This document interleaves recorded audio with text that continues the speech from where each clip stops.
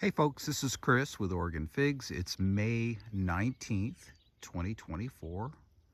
And this is going to be an update on Breba for my trees, where they're at, and some trees that have been in ground for a short period of time and how they're doing. So this is my white Madeira number 1. It looks fantastic this year. It was put in ground for potential Breba. It had a few and it dropped them, but this is only its second year in ground. This year, what I'm seeing different from last year is look at the new growth for this early in the year. Now, this is a tree that I started quite a while ago, and it's an older tree that went in ground. Huge advantage to the older trees when they go in ground. So I'm really pleased with that. Wish it would have held the Breba, but hasn't been in ground that long. This is where my red Lebanese Baca Valley was, and that buck damage at the base really affected the tree. When I cut it to take a look at it, half of the tree, if you imagine the circle, half of the circle was pretty much dead. So only half of the size of the tree was actually feeding the tree, and it was having a hard time breaking bud. And I have one of those in a pot, and it's my biggest producer in a 15-gallon pot. And the Aetnas are a great variety, and they can go in ground here in the southern Willamette Valley, but they still will not ripen the complete crop in ground. So I put crows. I have 2 crows in my orchard now.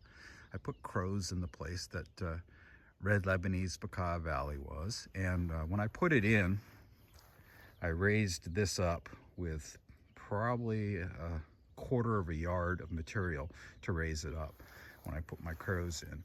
But this is the best growing tree I've ever rooted from a cutting. The mother tree is just over my shoulder, and we'll be looking at that as well. So this tree was started this year it was in a 15-gallon pot. It was on my deck, so it got a little bit of a head start being on the deck. When I transported it down here in the back of the pickup, unfortunately, some of the leaves got crunched. But still, look at this growth for a newly planted tree. It's only been in the ground weeks. So this is crows. I'm very pleased with this. Really healthy looking. So what I found out this year is that if you can give the trees a head start, whether it be in a pot, in a microclimate, or in some cases in pots that were just in my garage that I was doing the fig shuffle with, the ones that I put in that have a head start are doing much better. They're transitioning really well. This is a BGM, Black Creek Marius. It's another Aetna. Once again, the Aetnas are great in a pot here in the southern Willamette Valley. They're delicious in ground, but I typically don't get the whole crop on the Aetnas, so I've only got a few in ground. But I love them because the Aetnas seem to taste the best when it's really dry. They don't do well when it's moisture, even a little bit of moisture. They get diluted. The flavor just isn't concentrated and they aren't as good. They really need dry conditions to be good. This is Ischia Black, put in ground for Breba potential. Not much going on in terms of Breba. Pretty nice growth though. I don't see very much FMV. Actually, I don't see any FMV. Looks good. So it's getting dug in. It just went in last year as well. This is Col de Dama Blanca Negra, put in ground for main crop. It's supposed to have an early enough main crop that we could potentially harvest some of the main crop in ground. Looks really good. Super healthy growth. Nice growth. This went in ground last year as well. So happy with that. It had a few Breba on it, and it dropped them. So let's go over to look at my nice big Campaniere. This had me really excited because it was covered with Breba. And last year I had one Breba off it, and it was good. It was very good, just like the main crop. Here it's got one that looks like it's aborting, and there's one in there. So there's a couple here and there. It's just not a Breba producer, but sometimes you'll get one or two here and there. Same thing with the Etnas. You'll get one or two of the Brebas that will ripen, and they're delicious, and they're like a little bonus, but you don't put them in ground for Breba. This is Corky's Honey Delight. Nice tree, has some damage right there, and I'm gonna cut that off, but I decided to wait before I cut it off because it had some nice new growth, which is put on 4 nice Breba there, and 4 right there. So by not cutting it, I got 8 more Brebas. But look at the size of these Brebas. This looks good. And it's a smaller tree, but the Brebas are bigger than my Desert King at this point. Beautiful. It's got quite a few on it. So we'll see what happens. That's a cutting I got from my friend Philip. He thinks it's different than Desert King, where he grows it down in Santa Barbara. Up here, it seems a lot like Desert King. So once again, when you're growing trees, where you're growing matters. This is something that has me really excited. This is by Pharaoh Zeus. And there's a sucker coming up right there. And I'm gonna leave that sucker alone, because what I'm finding with the Breba producers is I really do like them in more of a bush style to grow. So I'm gonna let suckers just happen and not bother with them. So this fig last year had several Brebas, and it dropped all but one, and it wasn't very good. The year before, it had, I don't know, a small handful. It was a small tree at that point, and they were delicious. So I was really disappointed last year when it dropped all the Brebas. But this year, we're looking good. They've got some good size to them. It's definitely what I would consider prolific this year.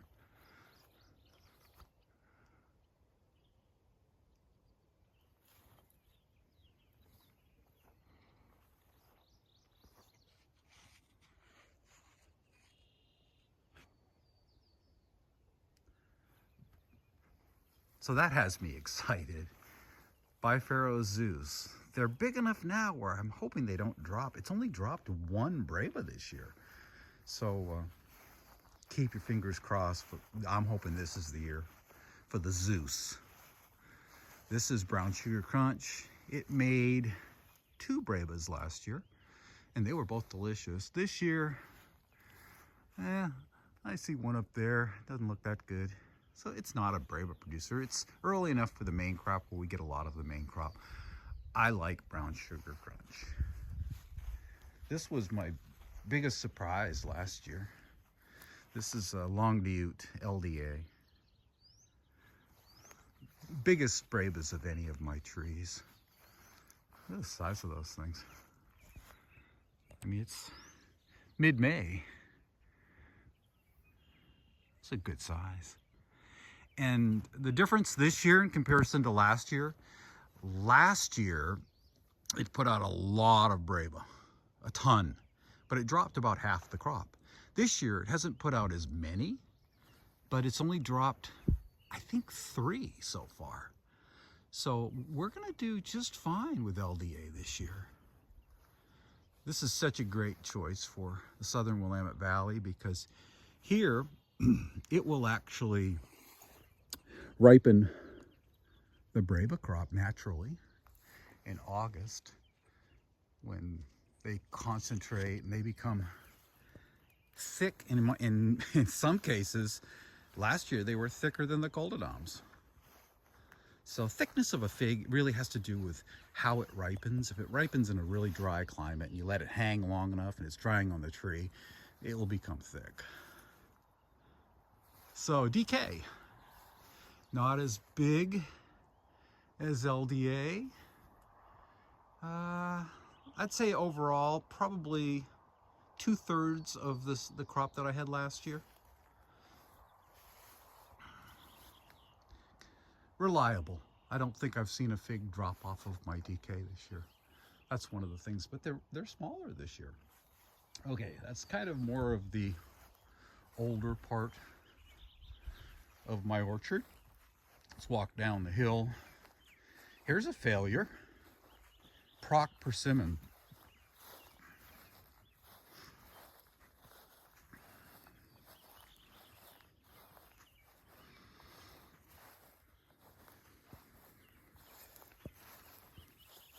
Let's see if we see any green on it. Nothing. So it's dead all the way to the graft union. I'll have to figure out what I want to do with that space. I'm thinking about this space right here is lower, and it's where my drainage is. I'm thinking about maybe putting pawpaws in here, a few pawpaws, a small little patch. This is LSU Huye, which is the only fig that I have left in my drainage. And I said, what the heck, I'm gonna leave it in. You know, it's a fig from a place where they get a lot of rain and it seems to do well with moisture. Maybe it'll be okay in the drainage down here. By golly, look at that nice growth for this early in the year. So I don't see any double bumps naturally on an in-ground tree this early. That would be really early. All right, we're gonna just go back and forth, I think, right now. The sun is kind of peeking in and out of the clouds, so when it goes in the clouds, it's nice for filming. You don't get the glares. This is where I'm keeping my fingers crossed. This is Lampira preta that died to the ground. So we're gonna see if it'll come back and form some suckers, and fingers crossed. All right, this one here is Brava floor. It went in ground in the winter this year. It was dormant when it went in, and it looks really good. I'm somewhat surprised with this. I think I'm gonna go up these rows next, and I want to finish with the row of the trees that I just put in. I put several in to replace trees that had issues. This is a Roja that I put in. The Roja that I had in there died, so I put this one in, and I put it in when it was dormant, and it had a little bit of tip death. And remember, that's a phrase that I coined, tip death. There's several kinds of death. Tip death are when the areas that are on the tips die. And then there's death all the way to the ground, like you saw with Lampira preta back there. And then there's death below the ground, which we don't usually get because it isn't super cold here. We're in 8B. All right, let's go over, and we're gonna come over and look at Bec de Perdue. This is second year in ground. Look at this tree. It can't grow fast enough. It's just, I'm gonna probably have to go in there and take some of that growth off, you know. So I've always said the best way to prune is with your fingers. So when you go in and you see an area like this where it's just growing one after another, just go through and take some out with your fingers, and it's the easiest way to prune. All right, let's go up the hill here. All right, what have we got here? We've got a big surprise here. This is Vincenzo. Went in ground last year, and look at what we have here. Nice big Breba. These Breba are delicious. 2, 3, and they're good size, and honestly, for a second year in ground, that's impressive. You know, no FMV, very, very clean leaves.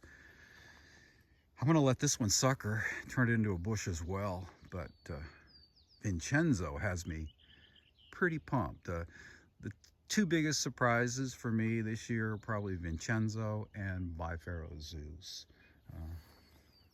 The Zeus, I've been cheering the Zeus on for a while now. Looks like it's gonna actually turn into something. I didn't know it was going to work. This is another one that died back to the ground. This is Iranian candy, died to the ground. And I'm just waiting to see if we see a sucker come up. And if we do, I'll grow that in a bush format because of Breba potential. This is one of those trees that continually frustrates me. LSU Tiger had really good results with this when it was in a pot. It puts on lots and lots and lots of Breba. They just don't seem to get size on them, and they don't seem to hold. And I've had bad luck trying to get the main crop to ripen in ground. I mean, you can look at the growth. Nice thick growth.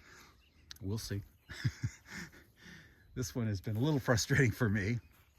All right, let's go over and look at another one. I had Texas peach in ground right here. It died back to the ground, and I didn't want to bring it back because like I've told you, I'm just not a huge fan of the Celeste figs here. I think they're like phenomenal for places, especially the East Coast. They love them, and I think that's where they belong, you know, where it's rainy, and because they handle the rain well. I think they like the higher nighttime temperatures. We have colder nighttime temperatures. So I took it out and I put in I-258, Italian 258 for potential Brava. Had this in the back of the truck. When I came down, I had a tarp on it, and the tarp was flapping up and down on it, and it really made this tree struggle. So it was in a 15-gallon. It was at my other house, and it broke there in 15-gallon, and probably would look a lot better if I would have figured out a better way of transporting it. We're going to go back over here. I'm catching a couple rows at the same time. So this is Vertolino. And good looking tree. It struggled. I put it in ground last year. It really struggled. It had 2 Breva. It's got 1. Doesn't look that great. Tree is still very young. Still trying to figure out this whole in ground thing. Not bad growth for this early in the year though. This is another disappointment. So you can see with these young trees that I've put in ground, sometimes this is the result in year 1. That's why I always say, try to grow your tree out a little bit bigger, get some girth, diameter on the base, get some nice well-lignified growth, or you'll be dealing with this on occasion. That is Breba from Ponds. I'm gonna hope I see some suckers. I'm gonna hope it's gonna come back. We'll see. This is one that was a young tree, and I put it in ground. It was just a super, super vigorous grower. And you can see where it's cut right there, and the one over there on the scaffolding. This is one called Sant Martina, and loves to grow. I had some tip death and dieback on it. It's a main crop fig, but early main. So it's coming back in pretty good shape. I'm happy with that. Let's go over and look at Grantham's Royal. I've got something eating that top leaf right there. Let's look at that. Take a look at that. Sometimes in the spring we'll get a little of this. It's not a big deal. It's really kind of occasional. Okay, you can see Grantham's is going to drop this Breba right here. I'll leave it attached because it's still firmly attached. And the other Breba looks green, but very, very young tree. Just went in ground. Don't expect too much Breba-wise from trees when you just put them in ground. I always say when you start the cutting, from the point you start the cutting, do you have it in ground where it's starting to give you some good Breba? It's at least 5 years. So you have to be patient. This is Tia Pena, gone in ground for potential Breba. Nice big tree, always was a super aggressive grower in the pot. It just would fill the pot with roots really, really fast. And I put it in the ground for Breba. It looks like they're all going to abort. It didn't do that well growing last year. All the leaves were drooping down and very, very yellow. And this is what you see when it's going to abort. They just start to look like that. And that one's still attached. So I don't pull them off until they drop off with a light touch. So Tia Pena, the tree looks really good. Where we're going as far as Breba needs more time. I have a feeling that one's going to be a good Breba producer. So here's something. This is Porcenza Blanca. It had tip death. It looked like these little buds were going to all pop, and the buds are all dying. And if you go down at the base of the tree, I'm going to get down on my knees here. You see that white where it's starting to slough off? That is a very bad sign. So this is going to die to the ground. I would probably be best served if I just cut it off to the ground right now and not messed around with it. It's in ground for a potential Breba. But see, these trees that have gone in ground that are new, been in a year, gone through their first winter. No guarantees here. No guarantees. This is my mother tree of crows. Very nice tree, well lignified. And just went in ground last year. Nice growth, look at that. Beautiful leaves. Sometimes your leaves early in the year will have a little bit of yellow to them as the tree's just starting out, and then they'll get green. Sometimes they'll stay yellow. This is the one, a Celeste type, not growing very well. This is from my friend Bill, Mr. Figs. And if you look in there, you see that cracking at the base. This is what Texas Peach did before it died. So I just think these Celeste trees don't like our cooler nighttime temperatures. And I think what happens is they have a tendency to die off before they get established. If you can get one established, I'm sure it'll do fine here. But getting it established, I think it likes warmer nighttime temperatures. This is from Mr. Figs, my friend Bill in Missouri. This is one that he found in a big box store. Get a little bit more of that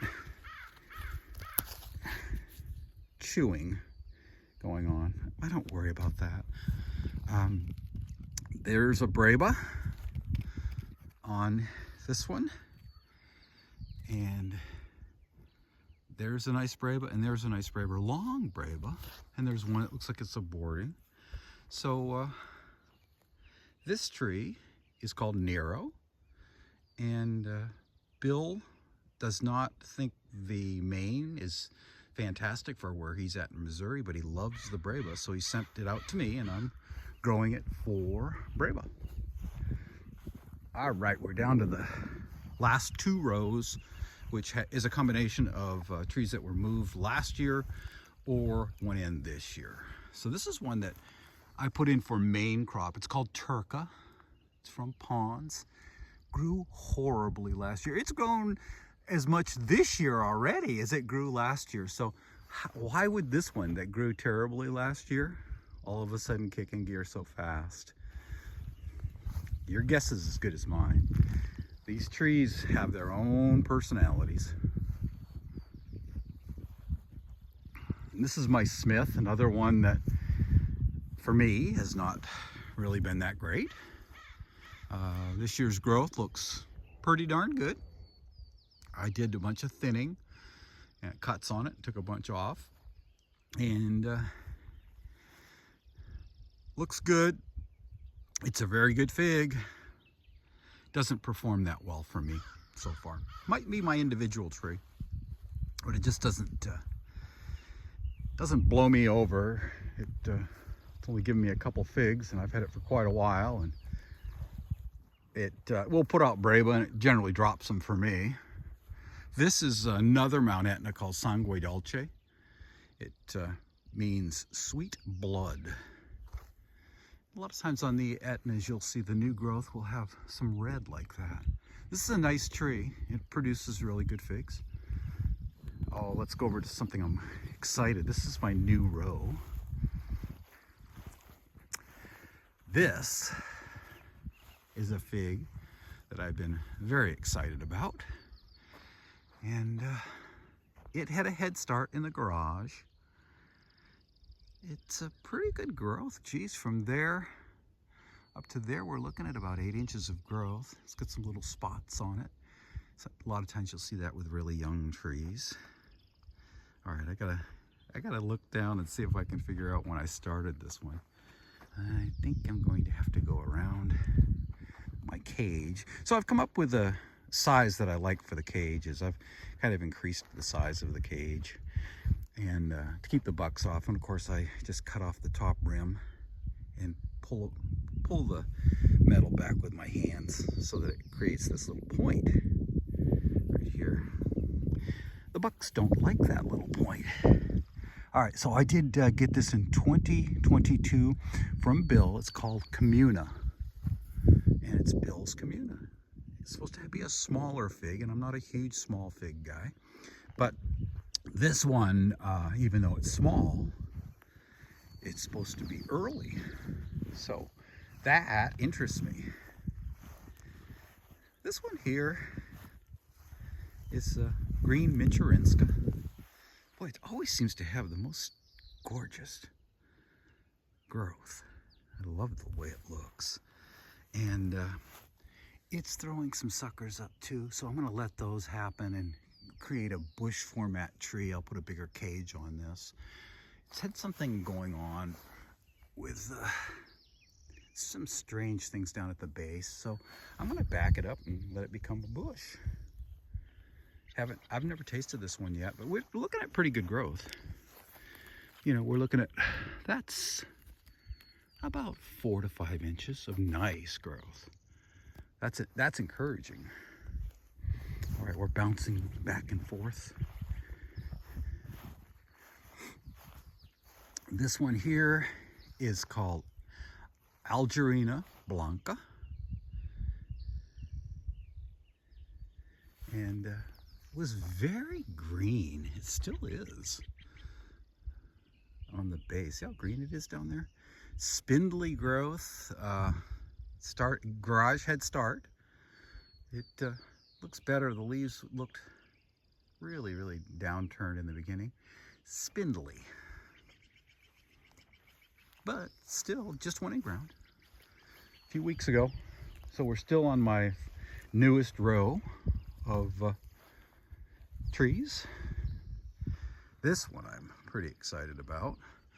This is Angelito, gone in ground for Brava. Started in the garage as well. A little bit spindly still, the growth, but lots of growth. That one branch on the bottom has about 8 inches of growth. No Brava yet. The Brava is supposed to be fantastic on Angelito. I don't know if it's early, mid-season, or late, so I don't know how we're gonna do in terms of main crop. That might be a fail for main crop in ground here. Here's one that I had to replace the tree. Now I'm going back into my memory banks and trying to figure out what tree was here. Honestly, don't remember. Let's take a look what we're dealing with here. Oh yeah, this is Fico Seco. It had a 2 Breba, and it's supposed to be a good Breba producer, and it dropped the 2. Young tree, not totally unexpected. A little bit spindly, pretty nice growth though, really, for such a young tree. Just went in ground. And this is San Biagio next. So it's a smaller fig as well, supposed to be early. That's why I grew it. Boy, I put this in ground last year. It looked horrible, just horrible. I kept top dressing it with composted manures and keep it nice and watered. And look at it this year. Had significant tip death, and boy, it looks good. That's a really encouraging sign. Like I said, I don't really go for the small figs very often, but when they're early, I'm interested. But I find myself, as I grow, more and more interested in Breba producers. And it has to be early main crop if I'm really going to be interested in it all that much. So this is Gris de Saint Jean. It had a Breba, dropped it. It's got a little weird thing going on there where it's kind of curling. This started in the garage. Not overly impressed with what I see so far. It's supposed to be a really good Breba producer, so we'll see. Oh, this next one has me really excited. This next variety could end up being fantastic for Oregon. This is I-376, or Italian 376. And look at that nice Breba in there. I'm going to take you inside the cage so you can see it. Hang on.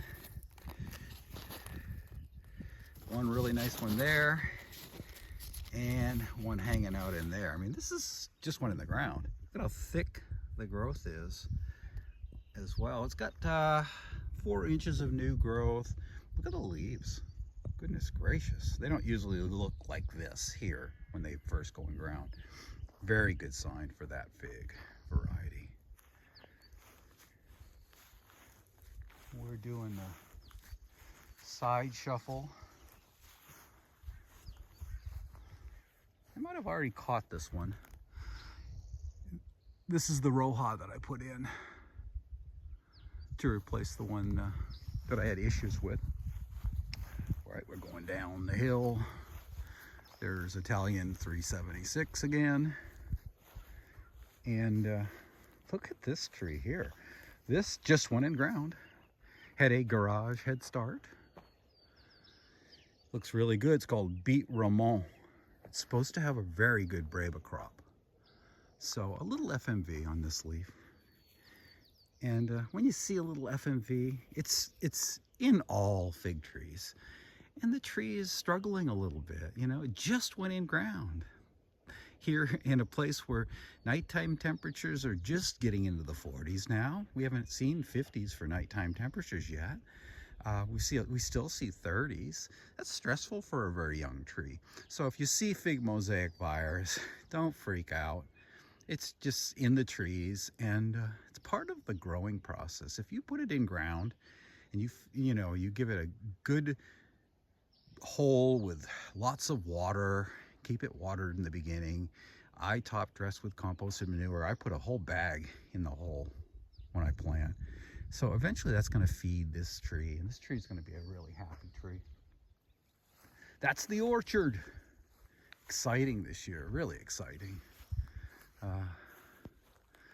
My neighbor's getting ready to put grapes in over here.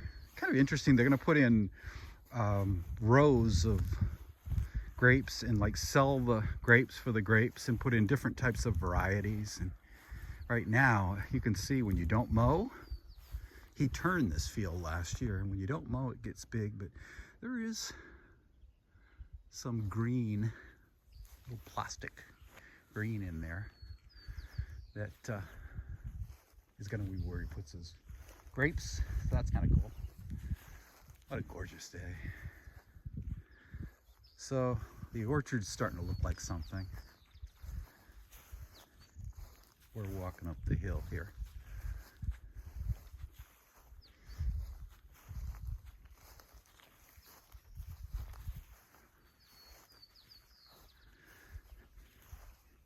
So this is an area that's been problematic right through here. And when I designed this area, I brought in 4 feet of soil. So this was a big hole. And this is where I created the drainage. And what I found is that trees that are planted in this drainage area don't do well. So if you can avoid planting in drainage areas, I suggest you avoid that. And don't have trees die off on you because it's too wet.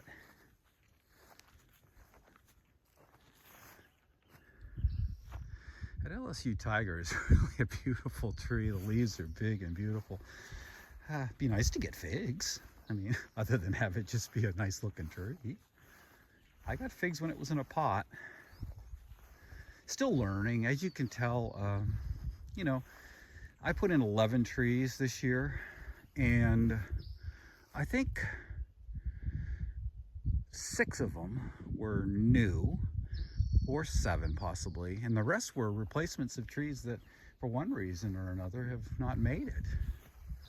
So this is part of the process. Once they're in ground for a few years, things change.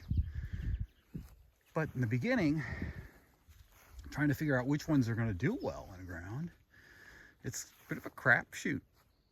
And I noticed too, this thing here where the critters go after some leaves, it seems to happen on the newly planted trees.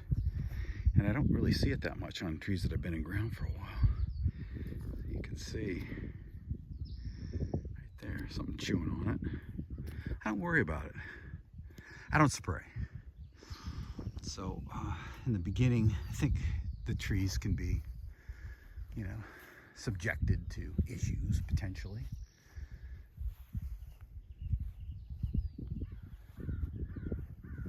All right. I think we're almost ready to call this a video. I'm walking backwards up the hill, trying to keep my shadow out of this video. So I'm gonna walk over here to a shadow that's created by a tree and show you what the lake looks like. I guess I'm really not gonna show. It isn't really that visible from this particular angle. Peony is absolutely gorgeous. Lots of clusters on the grapes. This is a red seedless. Delicious, delicious. Peas. My wife put the peas in at the perfect time this year. Look at the flowers. We're going to get lots of, these are edible pod peas, sugar snaps. They look great. Onions are doing great. It's just turned into a fantastic year growth-wise. We'll leave it with this peony and the beauty of nature. So thanks for coming along today. I appreciate it, and hope you enjoyed this, and hope you're enjoying watching my orchard grow with me. I'm learning a lot, making a lot of mistakes, trying to stay humble, trying to advise others to stay humble. And it's a good way to go. It's a good way to go forward, is humility. Accept humility and share peace. We'll see you in the next one.